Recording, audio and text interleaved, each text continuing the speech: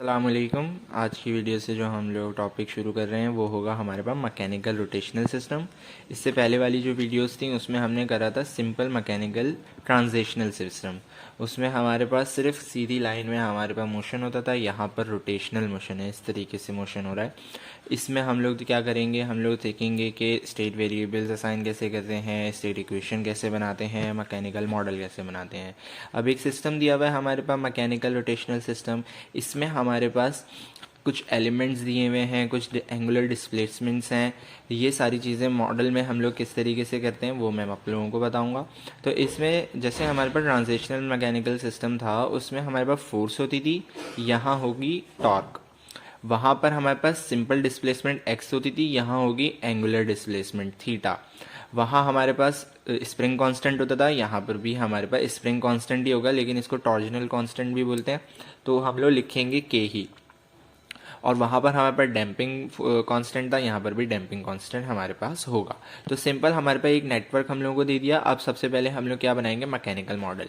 अब mechanical model बनाने के लिए सबसे पहले हम लोगों को ये रेफरेंस लाइन होती है, ये रेफरेंस लाइन, ये रेफरेंस लाइन। तो रेफरेंस लाइन सबसे पहले बना लें। रेफरेंस लाइन मैंने ट्रांजिशनल सिस्टम में भी बताया था किस तरीके से, एक नीचे लाइन बना दें, वो बन जाती है हमारी क्या, रेफरेंस लाइन। अब रेफरेंस लाइन से सबसे पहले यहाँ से टॉर्क अप्लाई हो रहा है, ये देखिए यहाँ से टॉर्क अप्लाई हो रहा है, तो मैंने टॉर्क लगा दिया और यहाँ पर डिस्प्लेसमेंट ए हो रही है, एंगुलर डिस्प्लेसमेंट, तो एंगुलर डिस्प्लेसमेंट ए लिख दी। अब यहाँ से चले, नेक्स्ट एलिमेंट कौन सा है, के। अब के जो स्प्रिंग है उसका एक एंड J1 से है। अब J1 क्या है, टॉर्क 1, और एक जो एंड है किससे कनेक्टेड है, डिस्प्लेसमेंट से। कौन सी डिस्प्लेसमेंट है, एंगुलर डिस्प्लेसमेंट बी। तो मैंने इधर एंगुलर डिस्प्लेसमेंट बी लिखी और इधर एंगुलर डिस्प्लेसमेंट ए तो थी। एक एंड एंगुलर डिस्प्लेसमेंट बी से है और एक एंड एंगुलर डिस्प्लेसमेंट ए से कनेक्टेड है, तो मैंने इन दोनों को आपस में कनेक्ट कर दिया। अब उसके बाद हमारे पास J1 जो है उसका एक एंड हमारे पास रेफरेंस से है और एक एंड यहाँ पर थीटा बी से। तो एक एंड मैंने रेफरेंस से लगा दिया और एक थीटा बी से लगा दिया।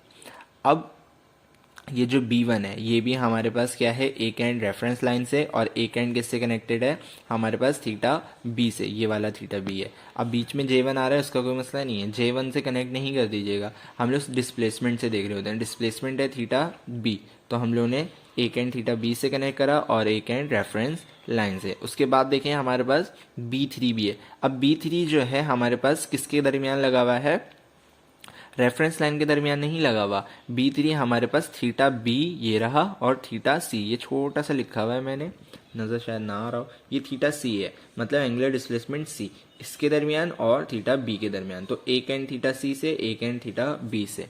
तो एक एंड मैंने लगा दिया थीटा सी से और एक एंड मैंने लगा दिया थीटा बी से। उसके बाद आएंगे J2।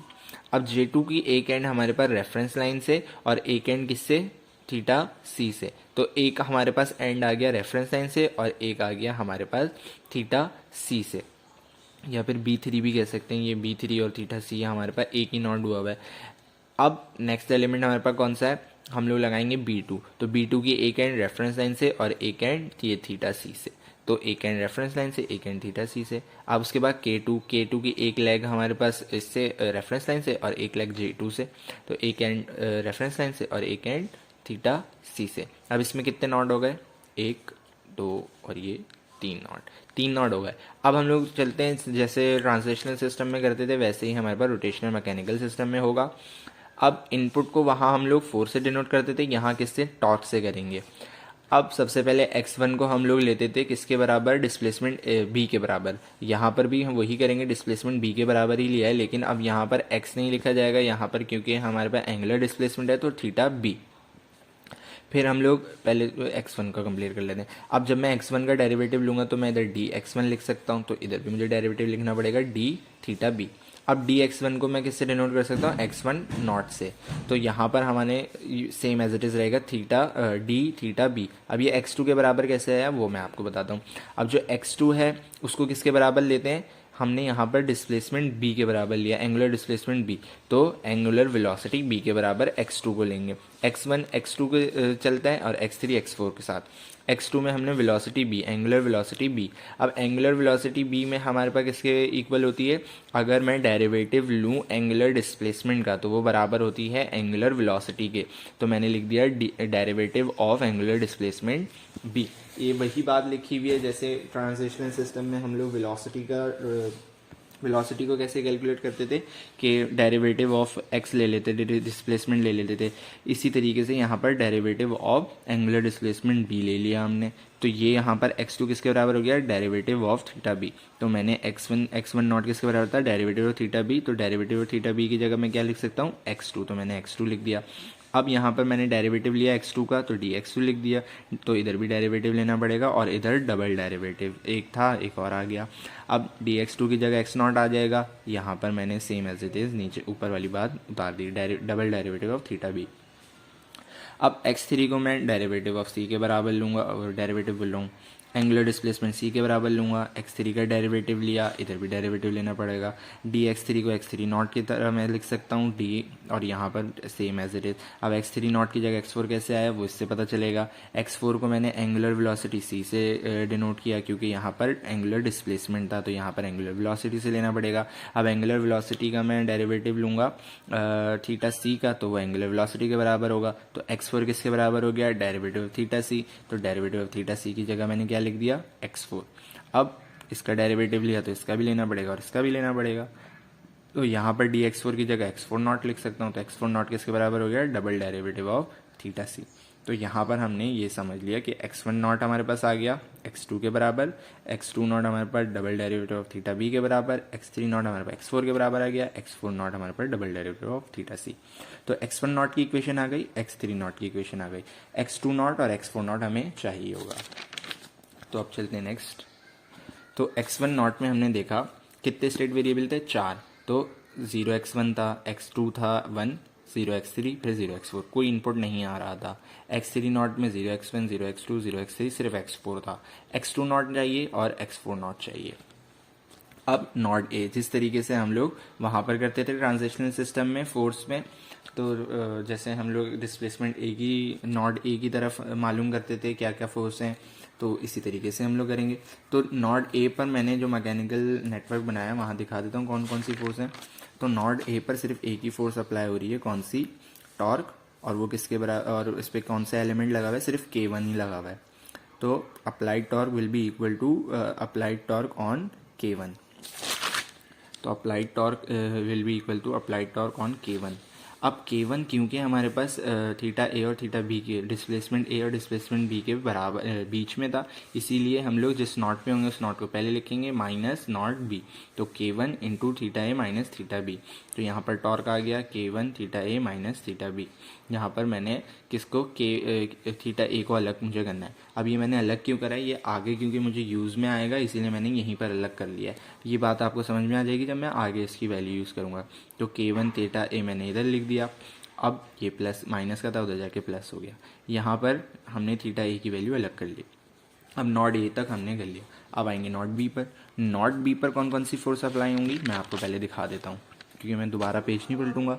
नॉट ए पर एक ये फोर्स अप्लाई होगी टी K1 टॉर्क K1, फिर इक्वल किसके होगी, torque J1 plus torque B1 फिर प्लस टॉर्क B3, क्योंकि ये तीन एलिमेंट जो ऐसे हैं जो थीटा बी से कनेक्टेड हैं। और इनपुट कौन सी फोर्स आ रही है, K1 वाली, टॉर्क K1 वाली।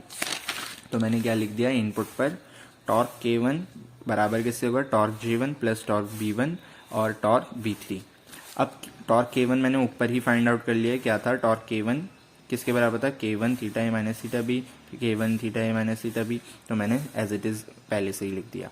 अब टॉर्क J1 किसके बराबर होता है, जैसे हम लोग लिखते थे F equals to M A displacement, A जो होती है एंगुलर एक्सेलरेशन होती है। यहाँ पर एंगुलर एक्सेलरेशन किससे, अल्फा, और जिस पॉइंट पर एक्सेलरेशन है वो। तो अभी पॉइंट बी की बात हो रही है तो एंगुलर डिस्प्लेसमेंट बी। और जैसे हम लोग उधर फोर्स लिखते थे, यहाँ पर हमारे पास जैसे हम लोग उधर मास लिखते थे, तो यहाँ पर हमारे पास कौन सा एलिमेंट आ जाएगा, J1 हमारे पास एज अ मास। तो यहाँ पर टॉर्क ऑन J1, तो टॉर्क ऑन J1 किसके बराबर होगी हमारे पास, किसके, J1 इंटू एंगुलर एक्सेलरेशन। तो J1 एंगुलर एक्सेलरेशन मैंने लिख दी एट पॉइंट B। यहाँ पर भी सेम B1, उधर क्या लिखते थे BV लिखते थे, तो अब इधर BWB लिखेंगे क्योंकि उधर वेलोसिटी होती थी, इधर एंगुलर वेलोसिटी होगी, तो B1 ओमेगा B। इधर भी वही B3। अब क्योंकि B3 हमारे पास पॉइंट B और C के दरमियान था, तो angular velocity B minus angular velocity C। अब सेम एज इट इज़ ये वाली टर्म नीचे आ गई। अब एंगुलर एक्सेलरेशन है, एक्सेलरेशन में हम लोग क्या करते थे, डबल डेरिवेटिव लिया करते थे। ए हमारे पास किसके बराबर होता था, double derivative of heat acceleration, sorry displacement, ये होता था। अब यहाँ पर क्योंकि एंगुलर हमारे पास है, तो double derivative of angular displacement हम लोग लेंगे, थीटा बी एंगुलर डिस्प्लेसमेंट। तो यहाँ पर एंगुलर एक्सेलरेशन की जगह double derivative of angular displacement at that point, B पर था तो बी लिख दिया। इसी तरीके से omega B velocity, angular velocity हमारे पास क्या होती है, सिंगल डेरिवेटिव ऑफ डिस्प्लेसमेंट, ये लिख दिया।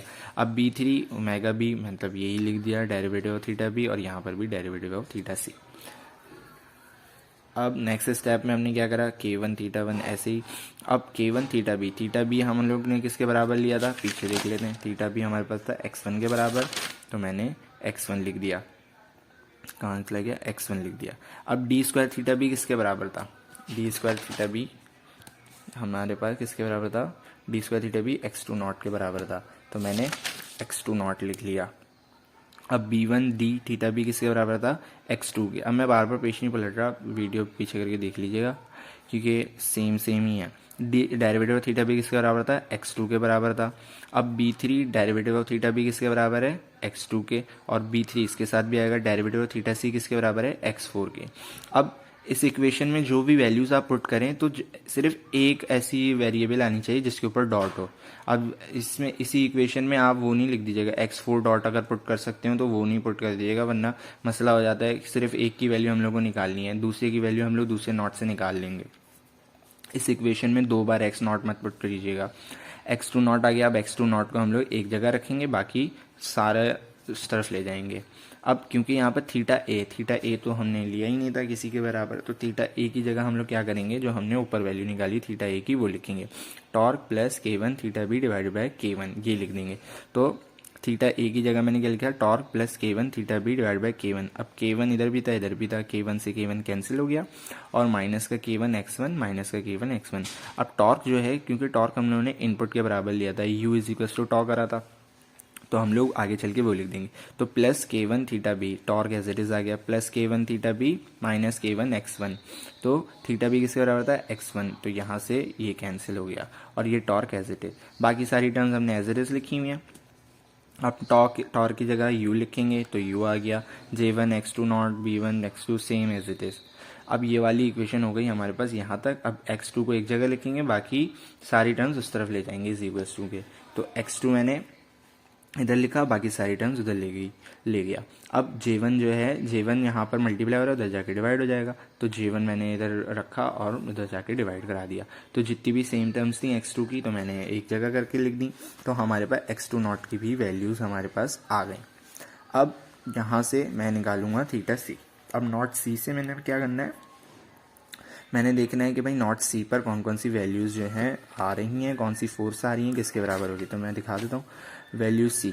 अब यहाँ पर कौन सी फोर्स अप्लाई होगी, torque at B3 will be equal to is equals to torque at J2 plus torque at B2 plus torque at K2।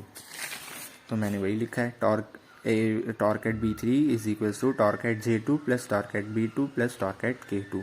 तो टॉर्क एट B3 किसके बराबर होगा, B3 इंटू एंगुलर वेलोसिटी होता है ना, तो मैंने डायरेक्ट एंगुलर वेलोसिटी का जो फॉर्मूला होता है डेरिवेटिव ऑफ एंगुलर डिस्प्लेसमेंट वो लिख दिया है। अब क्योंकि अब मैं पॉइंट C पर हूँ, तो point C minus point B, क्योंकि B3 जो है 2 पॉइंट से कनेक्टेड था, C और B दोनों से। अब मैं पॉइंट C पर हूँ, तो पहले C फिर माइनस पॉइंट B, तो मैंने इस तरीके से लिख दिया। टॉर्क एट J2 वही होता है J2 into angular acceleration plus B2 into angular velocity का फॉर्मूला लिख दिया इस पॉइंट पर, फिर प्लस K2 और angular displacement eight point C। अब मैंने इनको मल्टीप्लाई करा दिया सिंपल, और J2 theta alpha C angular acceleration होता है। तो एंगुलर एक्सेलरेशन का क्या फॉर्मूला होता है, double derivative of angular displacement at that point, फिर plus b2 derivative of theta C plus k2 derivative नहीं, एंगुलर डिस्प्लेसमेंट थीटा सी। अब डी थीटा सी किसके बराबर है, x4 के, डी थीटा बी किसके बराबर है, x2 के, डी स्क्वायर थीटा सी किसके बराबर है, x4 नॉट के, और डी थीटा सी किसके बराबर है, x4 के, और थीटा सी किसके बराबर है, x3 के। अब x4 मैं एक जगह रखूंगा, बाकी सारे उस तरफ ले जाऊंगा, तो ये मैंने इधर रखा और बाकी सारे मैं इस तरफ ले गया। अब x4 के साथ ये मल्टीप्लाई हो रहा है और उधर जाके डिवाइड हो जाएगा, तो उधर जाके जब डिवाइड हुआ तो हमारे पास ये इक्वेशन है। अब जो हमारे पास सिंपल ट्रांजिशनल सिस्टम में करते थे वही सारी चीज़ें हम लोग करेंगे। हम लोगों ने स्टेट इक्वेशंस कैलकुलेट कर ली है, अब सिर्फ मैट्रिक्स में पुट करना है। तो x1 डॉट की हमारे पास जो इक्वेशन थी वो इधर आ गई, x2 डॉट की इक्वेशन यहाँ पर आ गई, x1 x2 x3 x4 ये हम लोगों ने वैल्यूज़ निकाली, और यहाँ पर जो भी इनपुट था, और प्लस ये u वाली टर्म्स, हमारे पास u वाली जो टर्म है वो सिर्फ x2 नॉट में आ रही है, u ये इनपुट है, तो यहाँ वाला जो भी इनपुट होता है वो इस कॉलम में आता है। फिर x1 x2 x3 x4, और यहाँ पर ये वैल्यू x3 की, और यहाँ पर 0 इनपुट, यहाँ पर x4 नॉट। तो इस तरीके से हमारे पास क्या बन जाती हैं स्टेट इक्वेशंस, उनको हम लोग पुट कर देते हैं रोटेशनल मैकेनिकल सिस्टम में। तो आज की वीडियो में हम लोग इतना ही रखेंगे। थैंक यू सो मच, अल्लाह हाफिज़।